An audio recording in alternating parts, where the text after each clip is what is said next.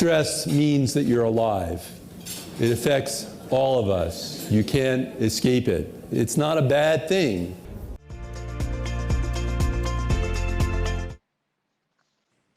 Okay, so stress is not a bad thing. It keeps us alive. Why is it a good thing? I'm going to assume it's the adrenaline, but I'm going to let you fill in the blanks. Well, Olga, life in some ways is about stress. When you understand what stress means in terms of physiology.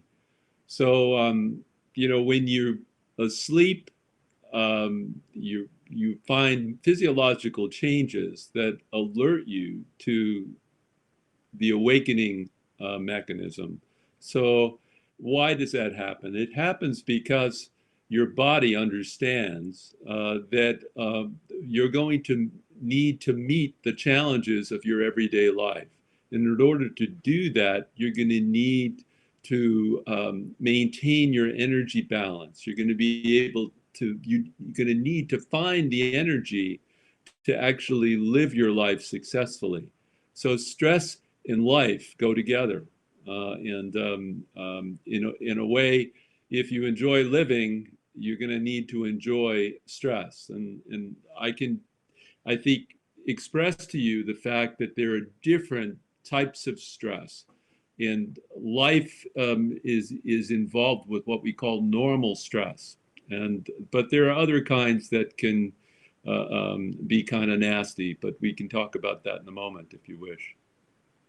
So, doctor, let me ask you this. When something goes wrong in someone's life, why is it that some people just bounce back and others take longer and maybe even fall apart? Yeah. Well, perhaps it's good to describe for you the three different types of stress.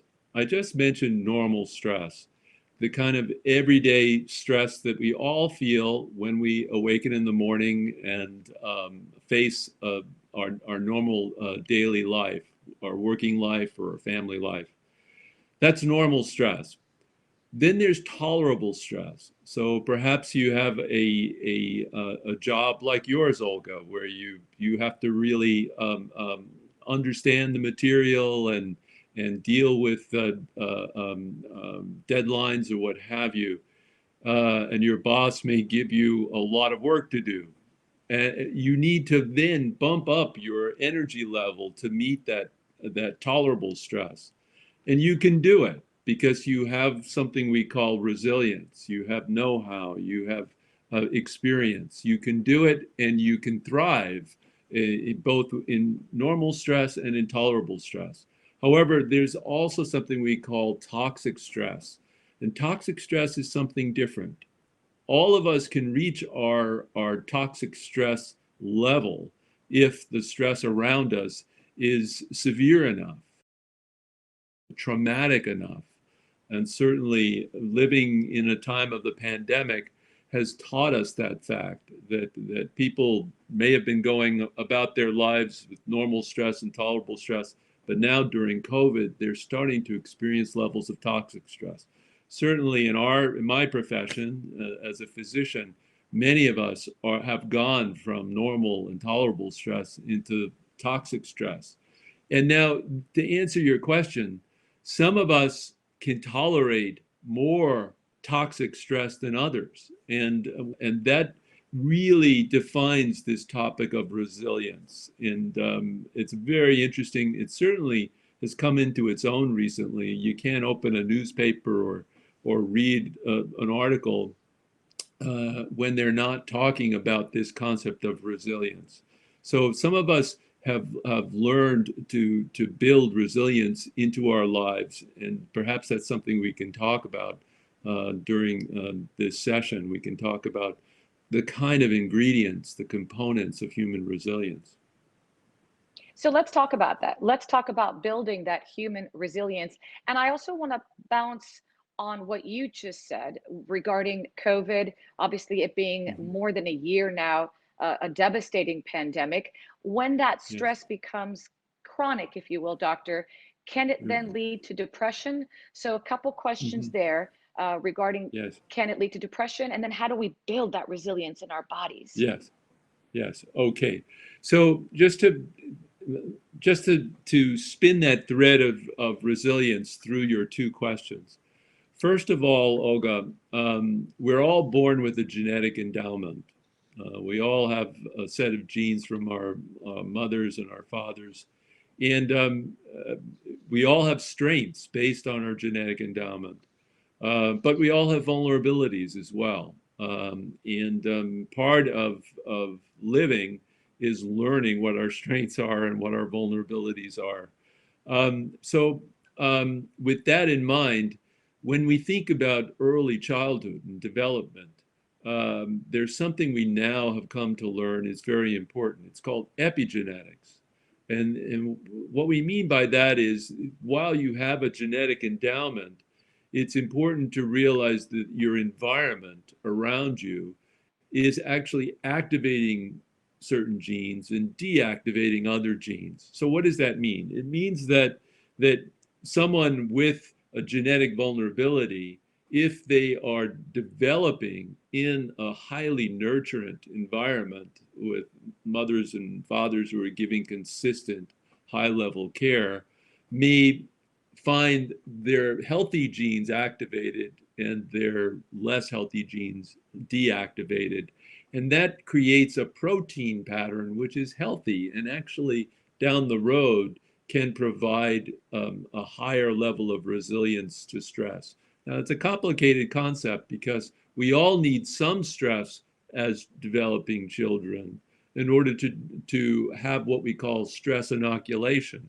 It wouldn't be good to grow up in a psychological bubble because no matter who you are or where you live, you're going to need to be able to understand and to face stressors. So that's the background for this concept of human resilience. Now, your question is a very, very important one, especially in the context of the COVID-19 pandemic we're facing, because we have evolved systems that help us when we face acute stress. Our physiologies change dramatically when we feel threatened. And that, for example, when we feel threatened, we will have an outpouring of stress hormones and stress neurotransmitters, which we can talk more about in a moment. But we're designed to undergo acute stress at the drop of a hat because you don't want to make a mistake. So in science, we call this tolerating false positives.